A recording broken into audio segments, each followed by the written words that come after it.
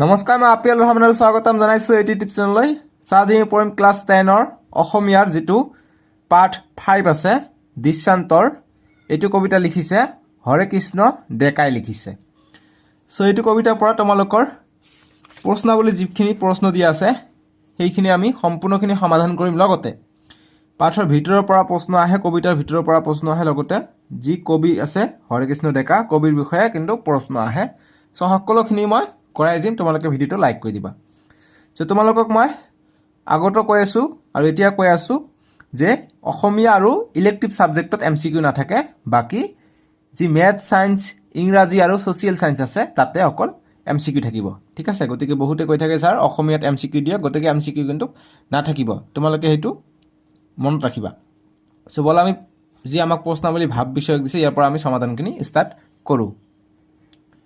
প্ৰশ্নাৱলীৰ প্ৰথমত দিছে ভাৱ বিষয়কত 1 নম্বৰ দিছে চমু উত্তৰ দিয়া। 1ৰ ক নম্বৰ প্ৰশ্ন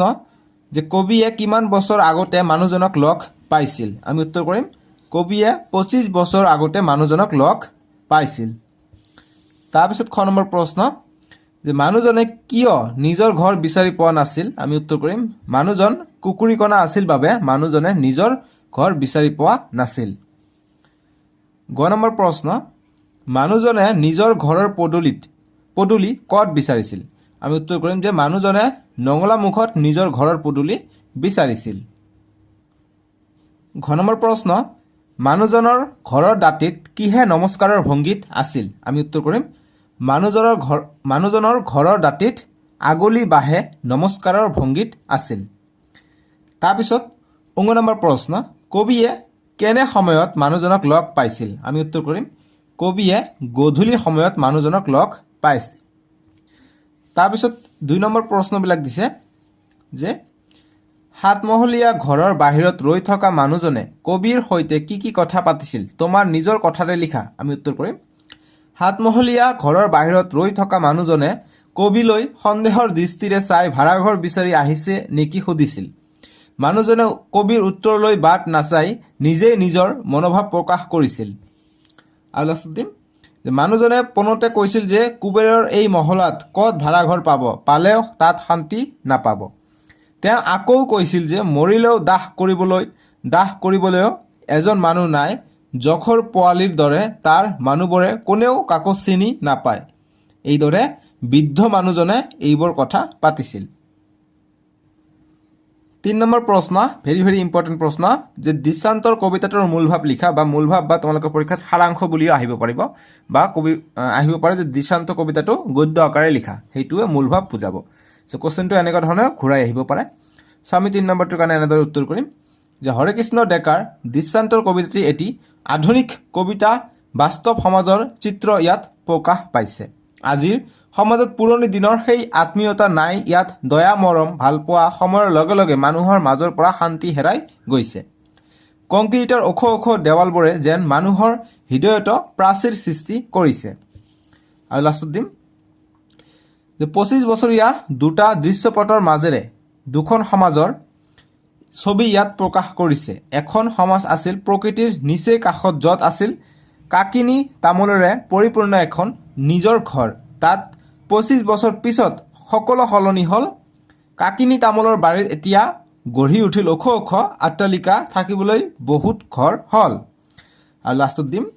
যে এয়াই দৃষ্টান্তৰ কবিতাটোৰ মূল ভাৱ বা সাৰাংশ বুলি আহি লিখিব যে এয়াই দৃষ্টান্ত কবিতাটোৰ সাৰাংশ, বা যদি গদ্য আকাৰে লিখিব দিয়ে তেনেহ'লে লিখিব যে এয়াই দৃষ্টান্ত কবিতাটোৰ গদ্য আকাৰে লিখা হ'ল। ঠিক আছে, এনেকৈ লিখিব লাগিব। মূল ভাৱ কৈছে সেইকাৰণে আমি লাষ্টত লিখিছোঁ যে এয়াই দৃষ্টান্তৰ কবিতাটোৰ মূল ভাৱ। 4 নম্বৰ প্ৰশ্ন বৰ শান্তিত আছো এই প্ৰজাতিত, এইটো কোনে কিয় এইদৰে কৈছিল? কথাষাৰৰ অন্তৰ্নিহিত ভাৱ মোকলাই লিখা। ইম্পৰ্টেণ্ট প্ৰশ্ন। আমি উত্তৰ কৰিম যে কবিয়ে লগ পোৱা মানুহজনে নিজৰ গাঁৱৰ ঘৰখনত যে শান্তিত বাস কৰিছিল তাকে এইদৰে কৈছে। তাৰপিছত এইখিনি লিখিম যে আগৰ দিনত মানুহ আৰ্থিক দিশত টনকিয়াল নহ'লেও মানসিকভাৱে শান্তিত আছিল। নিজৰ ঘৰৰ নঙলা মুখত বিচাৰি আছিল ঘৰৰ পদূলি, আৰু তেতিয়া তেওঁক সহায় কৰিছিল কবিয়ে। তেতিয়া মানুহৰ প্ৰতি মানুহৰ মৰম আছিল, সহানুভূতি আছিল, সেয়ে মানুহজনে প্ৰজা ঘৰত থাকিও শান্তিত আছিল। মানুহৰ মাজত থকা দয়া মৰম প্ৰকৃতিৰ সৌন্দৰ্য আদিবোৰৰ বাবেই মানুহজনে পজা ঘৰটিত চন্দ্ৰবন্ধু হ'ব যে পজা ৰেপটো নহ'ব হা যে পজা ঘৰটিতে শান্তিত বাস কৰিছিল এয়াই কথাষাৰিৰ অন্তৰ্নিহিত ভাৱ ঠিক আছে 5 নম্বৰ প্ৰশ্ন হেৰা অচিনাকি মানুহজন তোমাক কি লাগেহে ইয়াত কোনে কিয় কবিক এনেদৰে সুধিছে বুজাই লিখা আমি উত্তৰ কৰিম 25 বছৰ পিছত লগ পোৱা এজন বৃদ্ধ মানুহে কবিক উক্ত কথাষাৰ সুধিছে এটা সাতমহলীয়া অট্টালিকাৰ ওচৰত থিয় দি থকা বৃদ্ধজনে অচিনাকি যেন দেখি তাত তেওঁক কি লাগে সুধিছিল তেওঁ কবিক জানিবলৈ দিছিল যে যদিহে কবিয়ে সেই কুবেৰৰ মহলাত ভাড়াঘৰ বিচাৰি আহিছে তেন্তে ভাড়াঘৰ পোৱাৰ আশা কম তাৰপিছত দিম যে সেয়েহে বৃদ্ধজনে তেওঁৰ কথাৰ মাজেৰে দয়াহীন মানৱতাহীন এখন যান্ত্ৰিক সমাজৰ ছবি ফুটাই তুলিছে তাৰপিছত আমাক 6 নম্বৰ প্ৰশ্ন দিছে 6 নম্বৰ প্ৰশ্ন দিছে যে দৃষ্টান্তৰ কবিতাটোত কবিয়ে কিদৰে পৰিৱৰ্তিত সামাজিক জীৱনৰ ছবি আঁকিছে তোমাৰ ভাষাৰে বুজাই লিখা আমি উত্তৰ কৰিম যে দৃষ্টান্তৰ কবিতাটোত কবিয়ে পৰিৱৰ্তিত সামাজিক জীৱনৰ ছবি অতি সুন্দৰভাৱে অংকন কৰিছে কবিয়ে লগ পোৱা ব্যক্তি এজনৰ প্ৰসংগত তেখেতে উন্মোচন কৰিছে নগৰীয়া জীৱনৰ শূন্যতা আৰু অপ্ৰাপ্তি তাৰপিছত লিখিম যে কেঁচা আলি কেঁকুৰিৰ পৰা কংক্ৰিটৰ হাবিলৈকে বিবিধ চিত্ৰকল্পৰ মাজেৰে কবিয়ে আধুনিক মানুহৰ নিসংগতা আৰু চহৰীয়া জীৱনৰ যান্ত্ৰিকতাত প্ৰতিফলিত কৰিছে দৃষ্টান্ত নামটোতেই অন্তৰ্নিহিত আছে আমাৰ সমাজ জীৱনৰ পৰিৱৰ্তিত সত্য তাৰপিছত আমাক 7 নম্বৰ প্ৰশ্ন দিছে যে দৃষ্টান্তৰ কবিতাটোৰ কবিগৰাকীৰ এটা চমু পৰিচয় দিয়া আমি উত্তৰ কৰিম দৃষ্টান্তৰ কবিতাটোৰ কবি হৰেকৃষ্ণ ডেকা ৰামধেনু যুগৰ শেহতীয়া কবিসকলৰ ভিতৰত অন্যতম হৰেকৃষ্ণ ডেকাৰ জন্ম হয় 1943 চনত তিনচুকীয়াত তাৰপিছত লিখিম যে কবিগৰাকীৰ কবিতা পুথি কেইখন হ'ল ৰাতিৰ শোভাযাত্ৰা আন এজন আৰু চি স্কেয়াৰ লাষ্টত দিম যে হৰেকৃষ্ণ ডেকা 1987 চনত আন এজন কবিতা পুথিৰ বাবে সাহিত্য একাডেমী বঁটা 1996 চনত কথা বঁটা আৰু 2010 চনত অসম উপত্যকা সাহিত্য বঁটা লাভ কৰে এইবিলাক চনবিলাক আৰু বঁটাবিলাক ইম্পৰ্টেণ্ট যে কোন চনত কোনটো বঁটা লাভ কৰিছিল হৰেকৃষ্ণ ডেকা পৰীক্ষাত আহিব পাৰে কিন্তু ইয়াৰ পৰা প্ৰশ্ন 8 নম্বৰ প্ৰশ্ন ব্যাখ্যা কৰা ক নম্বৰ দিছে যে মৰিলে দাহ কৰিবলৈও এজন মানুহ নাই আমি উত্তৰ কৰিম যে উক্ত কবিতা ফাঁকি আমাৰ পাঠ্যপুথিত অন্তৰ্গত বা অন্তৰ্ভুক্ত হৰেকৃষ্ণ ডেকা বিৰচিত দৃষ্টান্তৰ কবিতাটোৰ পৰা তুলি দিয়া হৈছে তাৰপিছত লিখিম যে এইখিনি লিখিম যে বৰ্তমান সময়ত মানুহৰ মাজৰ পৰা যে আত্মীয়তাৰ ভাৱ ক্ৰমাৎ হেৰাই গৈছে তাকে ক'বলৈ কবিয়ে উক্ত কবিতা ফাঁকিৰ অৱতাৰণা কৰিছে আগৰ পজা চন্দ্ৰবন্ধু হ'ব যে আগৰ পজা ঘৰৰ ঠাইত এতিয়া সাতমহলীয়া ওখ অট্টালিকা গঢ়ি উঠিছে মানুহৰ মাজত ক্ৰমাৎ হেৰাই যোৱা আত্মীয়তা মানৱতাৰ কথা প্ৰকাশ কৰিবলৈয়ে কবিয়ে বৃদ্ধজনৰ মুখেৰে এই কথা ফাঁকি কৈছে খ নম্বৰ প্ৰশ্ন যে জখৰ পোৱালিহঁতে কাক কোনে চায় এইটো ভেৰি ভেৰি ইম্পৰ্টেণ্ট আমি উত্তৰ কৰিম যে উক্ত কবিতা ফাঁকি আমাৰ পাঠ্যপুথিত সন্নিৱিষ্ট হৰেকৃষ্ণ ডেকা বিৰচিত দৃষ্টান্তৰ নামৰ আধুনিক কবিতাটোৰ পৰা তুলি দিয়া হৈছে তাৰপিছত লিখিম যে ভোগবাদী সমাজখনত মানুহে কিদৰে একোটা আৱেগহীন যন্ত্ৰলৈ ৰূপান্তৰিত কৰিছে সেই কথা ক'বলৈ গৈ কবিয়ে উক্ত কথাষাৰ অৱতাৰণা কৰিছে তাৰপিছত লিখিম যে ইয়াত জখৰ পোৱালি বুলি আধুনিক যুগৰ দয়া মমতাহীন স্বাৰ্থপৰ মানৱ শ্ৰেণীক বুজাইছে কবিয়ে 25 বছৰৰ আগতে যিজন সহজ সৰল মানুহক লগ পাইছিল তেওঁ নিজৰ পজা ঘৰটোতে শান্তিৰে বাস কৰিছিল সময়ৰ পৰিৱৰ্তনৰ লগে লগে আধুনিকতাই সকলো গ্ৰাস কৰিলে এতিয়া 9 নম্বৰ প্ৰশ্ন যে এই কংক্ৰিটৰ হাবিখনত তেওঁক বিচাৰি নাপালো আৰু উত্তৰ কৰিম যে উক্ত কবিতা ফাঁকি আমাৰ পাঠ্যপুথিত অন্তৰ্গত হৰেকৃষ্ণ ডেকা বিৰচিত দৃষ্টান্তৰ নামৰ আধুনিক কবিতাটোৰ পৰা তুলি দিয়া হৈছে তাৰপিছত লিখিম যে ৰুৰ বাস্তৱ কংক্ৰিটৰ সমাজখনত মানুহবোৰ হেৰাই গৈছে লগতে হেৰাই গৈছে মানুহৰ মাজত মানৱতা দয়া মমতা তাকে প্ৰকাশ কৰিবলৈ কবিয়ে এই কবিতা ফাঁকি কবিতাটিৰ শেষত অৱতাৰণা কৰিছে আৰু লাষ্টত দিম যে 25 বছৰৰ আগতে দেখা পজা ঘৰটিৰ চিনমকাম নোহোৱা হৈ বৰ্তমান তাত ওখ ওখ অট্টালিকা গঢ়ি উঠিছে জীৱৰৰ ৰূপ ইটতকৈ সিটো চৰা সেই কংক্ৰিটৰ ওখ ওখ প্ৰাচীৰ মাজত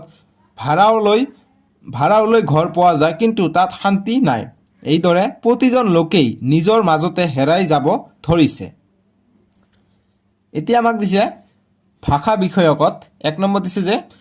বিপৰীত শব্দ লিখা কেঁচা গধূলি পোহৰ শান্তি ৰূপ আমি উত্তৰ কৰিম যে কেঁচা ইয়াৰ বিপৰীত অৰ্থ হ'ব পকা গধূলি পুৱা পোহৰ আন্ধাৰ শান্তি অশান্তি ৰূপ অৰূপ এতিয়া 2 নম্বৰ প্ৰশ্ন দিছে যে এটাকৈ সমাৰ্থক শব্দ লিখা জোন ঘৰ চৰা দাহ উভতি আমি এইটো সমাৰ্থক শব্দ লিখিব লাগে গতিকে এইবিলাক ইম্পৰ্টেণ্ট পৰীক্ষাত কিন্তু কিতাপৰ ভিতৰৰ পৰা আহে আৰু কিছুমান বাহিৰৰ পৰা আহে গতিকে যিবিলাক তোমালোকৰ অসমীয়া কিতাপৰ ভিতৰত দিয়া আছে ভাব যি তোমালোকৰ আছে মানে গ্ৰামাৰ সেকশন যিখিনি থাকে প্ৰতিটো চেপ্টাৰতে কিন্তু থাকে গ্ৰামাৰ সেকশন ভাষা বিষয়ক যেটো আছে এটো গ্ৰামাৰ সেকশন হয় ঠিক আছে তাৰ পৰা কিন্তু কোশ্চেন আহিব গতিকে মন দি হেবিলাক জানিব লাগিব গতিকে আমি সমাৰ্থক শব্দ লিখিম জোন চন্দ্ৰ ঘৰ ভৱন চৰা অতি দাহ পৰা উভতি উলতি এতিয়া আমাক 3 নম্বৰ প্ৰশ্নবিলাক দিছে যে নৰ্থক শব্দ গঠন কৰা প্ৰথমতে দিছে আমাক শান্তি চিনাকি সহায় আমি ইয়াৰ উত্তৰ কৰিম 3 নম্বৰৰ বিলাক যে শান্তি এটুক নৰ্থক শব্দ গঠন কৰিব কৈছে গতিকে গঠন কৰিব কৈছে ঠিক আছে সেইকাৰণে আমি গঠনটো দেখাই দিম শান্তি নৰ্থকটো হ'ব অশান্তি গতিকে অযোগ শান্তি তাৰপিছত চিনাকি এটুৰ নৰ্থক হ'ব অচিনাকি গতিকে অযোগ চিনাকি অচিনাকি তাৰপিছত সহায় এটু লিখিম অসহায় গতিকে অযোগ সহায় অসহায় এতিয়া আমাক 4 নম্বৰৰ প্ৰশ্নবিলাক দিছে তোমালোকে চোৱা যে নমস্কাৰ শব্দটো ভাঙি নমস্কাৰ শব্দটো সন্ধি ভাঙিলে এনে হ'ব যে নমযোগকাৰ গতিকে এইদৰে আন 4টা শব্দ লিখি সন্ধি ভাঙা এইবিলাক ইম্পৰ্টেন্ট সন্ধি তোমালোকৰ পৰীক্ষাত আহে গ্ৰামাৰ সেকশনত আমি উত্তৰ কৰিম এনেকুৱা ধৰণৰ আছে যে পুৰ যোগকাৰ পুৰস্কাৰ মনোযোগতাপ মনস্তাপ তাৰপিছত পৰিযোগকাৰ পৰিষ্কাৰ বহিযোগকাৰ বহিষ্কাৰ ঠিক আছে এতিয়া আমি চাম পাঠৰ ভিতৰুৱা প্ৰশ্ন উত্তৰ ইম্পৰ্টেন্ট পৰীক্ষাৰ কাৰণে 1 নম্বৰ প্ৰশ্ন দিছে যে হৰেকৃষ্ণ ডেকাৰ একমাত্ৰ উপন্যাসখনৰ নাম কি ইম্পৰ্টেন্ট প্ৰশ্ন আমি উত্তৰ কৰিম